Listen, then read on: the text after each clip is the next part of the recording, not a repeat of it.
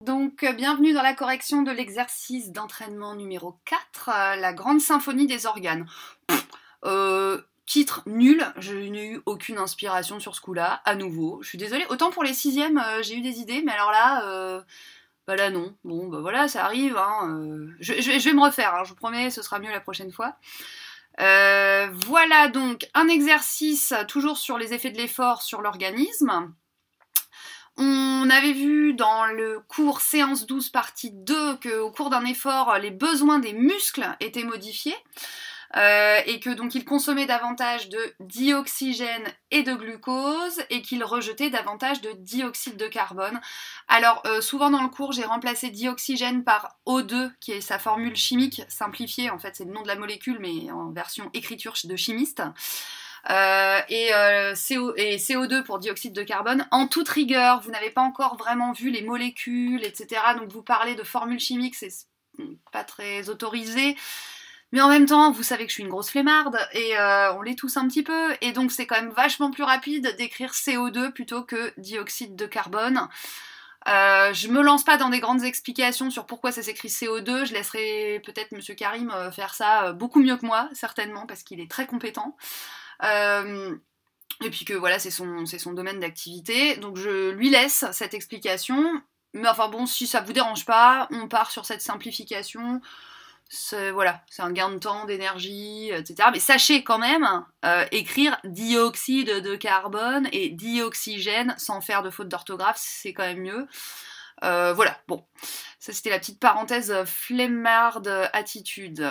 Je vous disais que si ça vous disait rien, mais c'est que probablement vous n'aviez pas bien lu le cours, donc il faut absolument lire le cours avant de faire les exercices, hein, sinon c'est un peu complexe. Hein. Donc là, le but du jeu, c'était, sachant que les besoins des organes étaient modifiés, étaient accentués, et comment les organes du corps arrivaient à satisfaire ces besoins, comment ils s'organisaient, hein, tels les musiciens d'un orchestre, voilà, ils jouent de concert pour satisfaire les besoins des muscles notamment, au cours de l'effort. C'était clairement un cours, je lis du texte et je montre à ma prof que j'ai compris ce que j'avais lu. Donc il y avait différentes fiches descriptives avec beaucoup de blabla. Je suis désolée, hein, mais bon, de temps en temps, il faut s'y coller. Alors, oui, bon, la mise en page est moche, parce que, en fait, vous allez voir, après, je vais faire l'exercice directement sur le document, donc bon, bah, du coup, il y a des petits trucs gris qui apparaissent, mais c'est pas très très grave. Vous aviez la version propre. Donc il y avait une première fiche signalétique sur le cœur, où j'expliquais un petit peu, pas dans les détails, on y reviendra peut-être sur les détails de l'anatomie du cœur, de comment ça fonctionne et tout, mais juste sur les grands principes du fonctionnement du cœur. Vous aviez une fiche pour les poumons, même principe. Alors, si vous n'arriviez pas à tout comprendre sur les illustrations, c'était pas grave, c'était vraiment juste des illustrations, hein, pour faire joli, hein, pour visualiser un tout petit peu de quoi je parlais. Mais normalement, le texte se suffisait à lui-même. Et volontairement, je n'avais pas mis de mots en couleur, je n'avais pas souligné, je n'avais pas fait clignoter. Voilà, donc vraiment le but, c'était que vous vous tapiez un texte dense et compliqué et que vous en ressortiez des informations. C'était vraiment l'objectif. Et enfin, une fiche sur les vaisseaux sanguins. Alors, on va pas tout relire ensemble, hein, on va y revenir peut-être au fur et à mesure de l'exercice. Donc, je vous disais d'abord de lire attentivement les fiches, puis ensuite, soit d'imprimer, soit de recopier sur votre cahier le tableau qui était là, qui était un petit peu bizarre, parce que c'était un tableau, il fallait relier des choses entre elles, donc c'était pas un tableau simple à double entrée, c'était un truc un peu compliqué. Vous savez que j'aime bien les trucs bizarres, moi, donc voilà. Et une fois que vous aviez recopié bravement ce tableau, il fallait le compléter en reliant chaque organe, donc de la colonne centrale, à sa ou ses fonctions.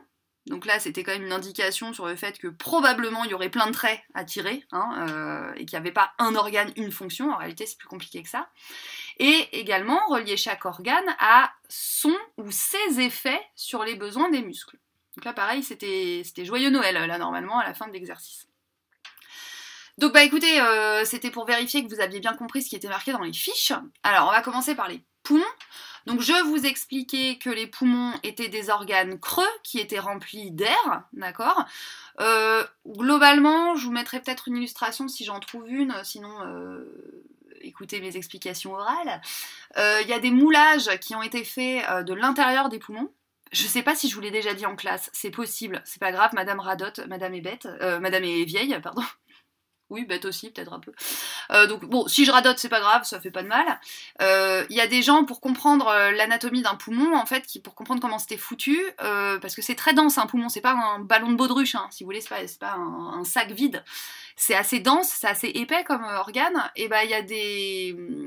C'était quoi, des anatomistes, ça existe ça comme mot? Je ne sais pas. Enfin, des spécialistes de l'anatomie qui se sont amusés, entre guillemets, à remplir les poumons d'un humain mort, évidemment. Hein, ils ont fait ça pas sur quelqu'un de vivant, parce que c'est pas très sympa.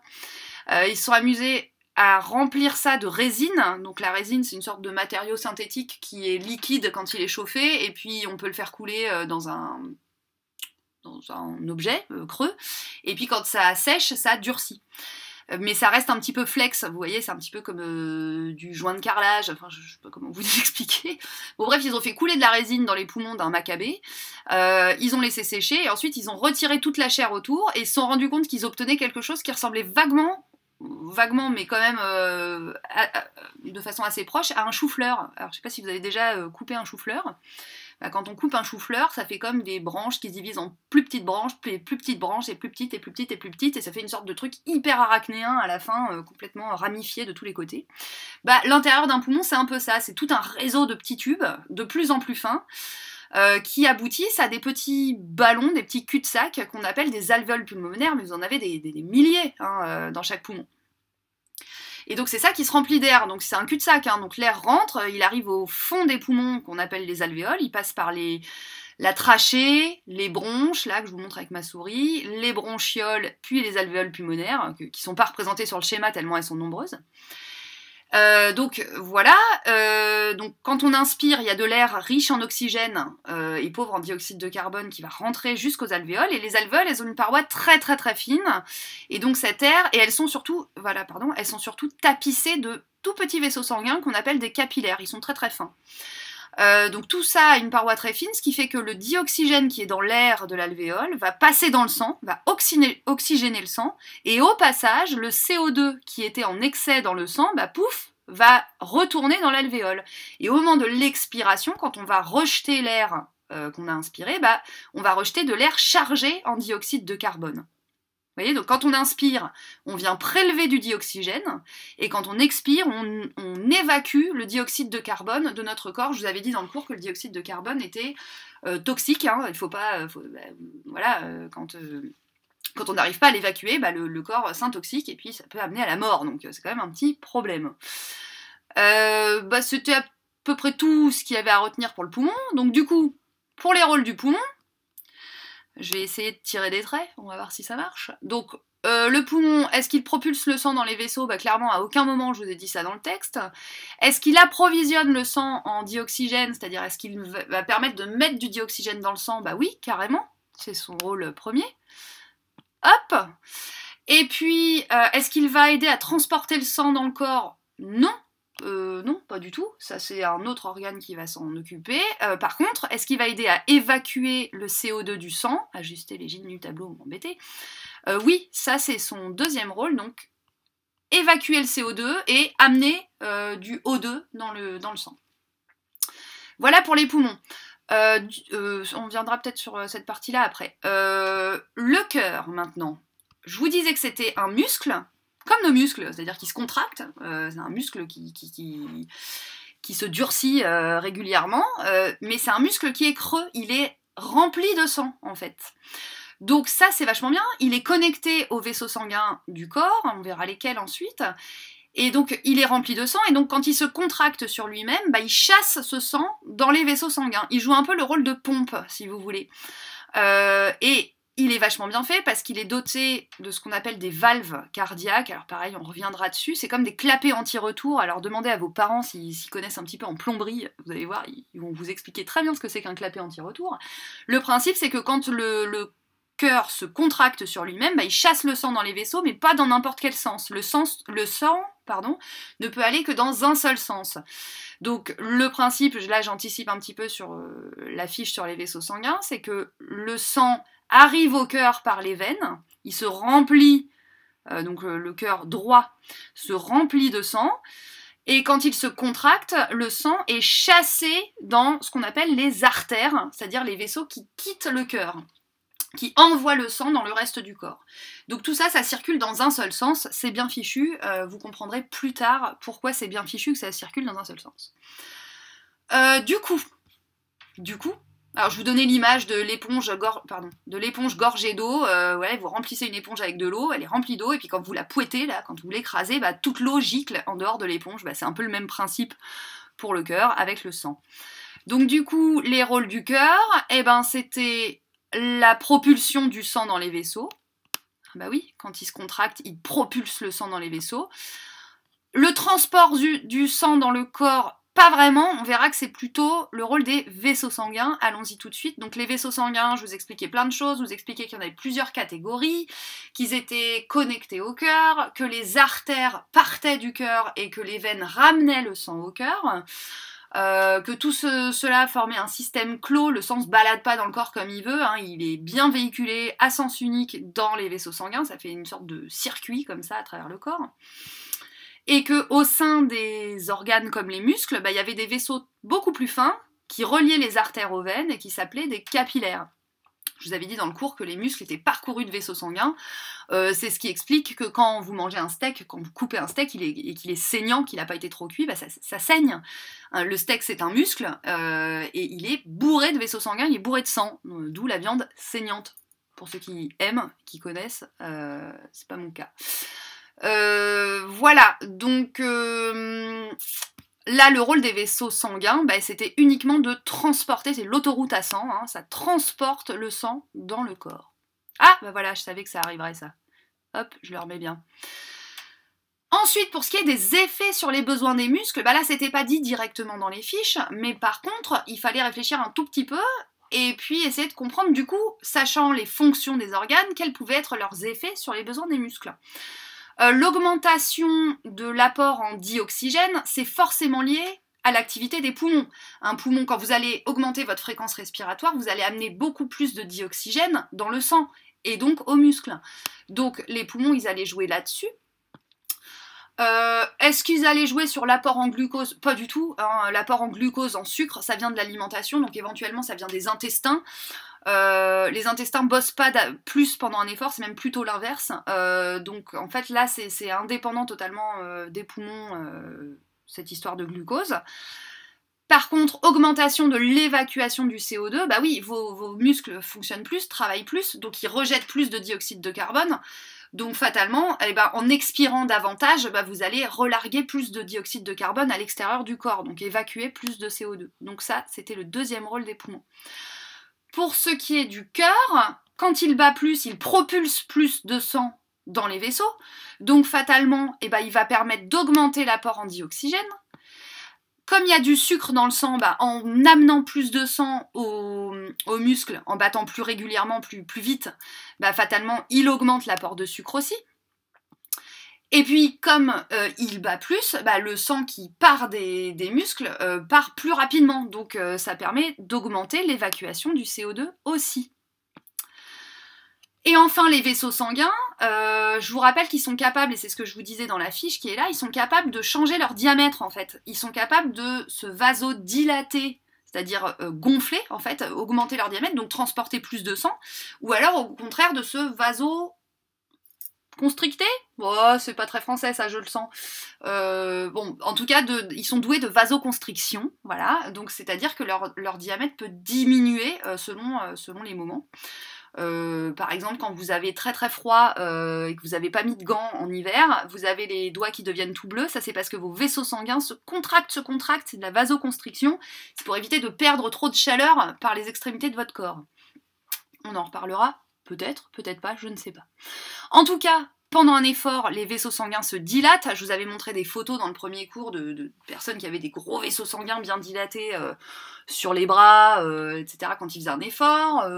On rougit parce que les vaisseaux sanguins se dilatent. Bah, se dilater, c'est amener plus de sang aux muscles et donc lui amener plus de dioxygène, lui amener plus de glucose. Bah, ça y est, j'ai perdu mon trait, dis donc.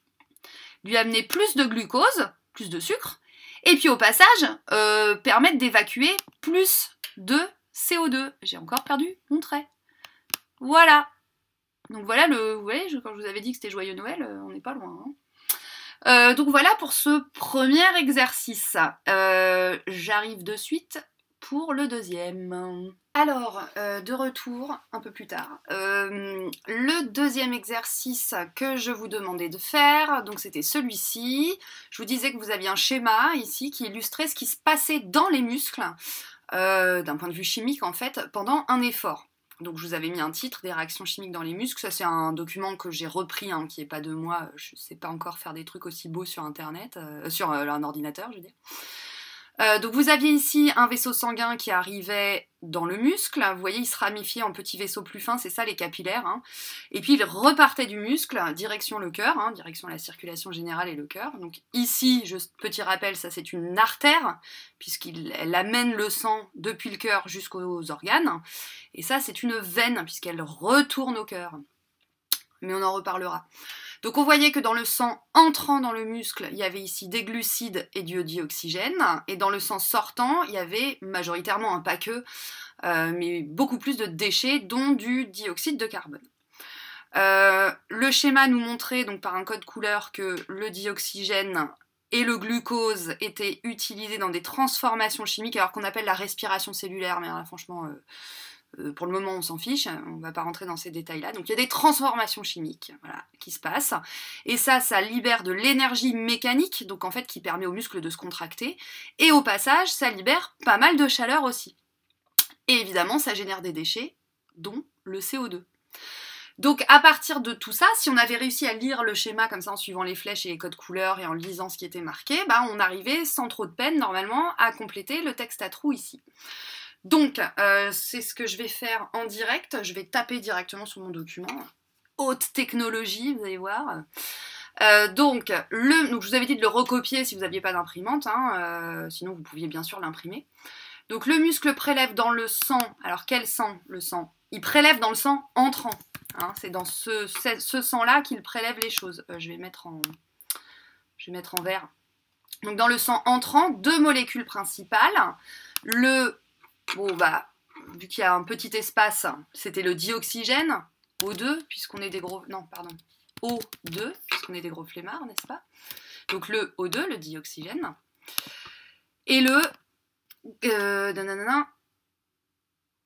Ah bah tiens, c'est sympa ça. Et le glucide. Oui, et les glucides. Ah, c'est parce que j'avais pensé à glucose, c'est pour ça. Et le glucose, bon, alors, soit vous m'avez mis le glucose, soit vous m'avez corrigé, vous avez mis les glucides. Attendez, je vais faire les deux. Ah là là, les coquilles. Oui, bah vous voyez, c'est ça le problème de prendre un document qui n'est pas fait par soi. C'est que du coup, voilà. Bon, le glucose, en fait, fait partie des sucres qu'on appelle les glucides. Voilà l'explication. Ne vous inquiétez pas. Hein. Si vous m'avez mis le glucide, je pense que je l'ai compté bon. Hein. Il les combine ensuite dans une réaction chimique. Hop. Qui produit du qui est ensuite évacué dans le sang. Qu'est-ce qui est évacué ensuite dans le sang? C'est du CO2. CO2. Clac. Qui est ensuite évacué dans le sang. Et dans le sang sortant, évidemment, pas dans le sang entrant. Hop, et je remets la parenthèse. Dans le sang sortant. Et surtout de l'énergie. De l'énergie mécanique et de la chaleur. Je suis en train de montrer mon écran avec mon doigt. Tout va bien, elle a tout compris la dame à comment ça marchait. Mon Dieu. C'est les mauvais effets du confinement, les trucs qui montent plus au cerveau. Et de la chaleur, voilà. Donc, si on résume, le muscle prélève dans le sang entrant 2 molécules principales, le dioxygène et le glucose ou les glucides. Il les combine ensuite dans une réaction chimique qui produit du CO2, qui est ensuite évacué dans le sang sortant, et surtout de l'énergie mécanique et de la chaleur. Pourquoi il m'a foutu en l'air ma mise en page? Parce que voilà. Et donc là, il fallait ensuite expliquer par écrit pourquoi on transpire quand on fait un effort. Donc je vais tenter de vous mettre la correction à la suite. Du coup, je remets ma mise en page toute pourrie. Zoom. Donc pourquoi est-ce qu'on transpire finalement quand on fait un effort? Parce que quand on fait un effort, on sollicite ses muscles, et les muscles, lors des transformations chimiques qui ont lieu en leur sein, on va dire, libèrent de la chaleur. Donc la chaleur est évacuée grâce à la transpiration en fait. Hein. Le corps monte en température et la transpiration permet d'évacuer, de contrebalancer cette production de chaleur. Donc, évidemment que je ne vous demande pas d'écrire tout ça. Pendant un effort, nos muscles libèrent de la chaleur. Moi, je vous conseille de faire des phrases courtes hein, pour être sûr de ne pas vous mélanger les pinceaux. Hein. Essayez de faire des phrases les plus courtes possibles. Par conséquent, on se met à transpirer pour l'évacuer.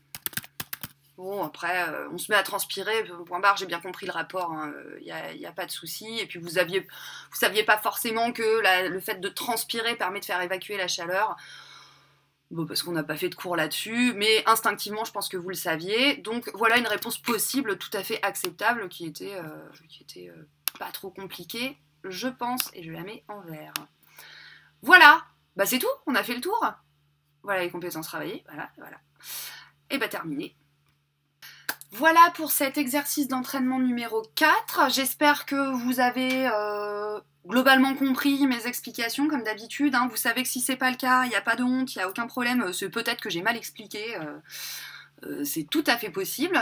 Donc n'hésitez pas à revenir vers moi, à me contacter pour me dire que c'était pas clair. Et dans ces cas-là, bah, je vous recontacterai, je vous rappellerai, enfin bref, d'une manière ou d'une autre, je vous réexpliquerai les choses, voire même, c'est pas encore arrivé, mais je peux refaire une vidéo explicative si j'ai vraiment plein de retours qui me disent non, vraiment madame, là, c'était incompréhensible.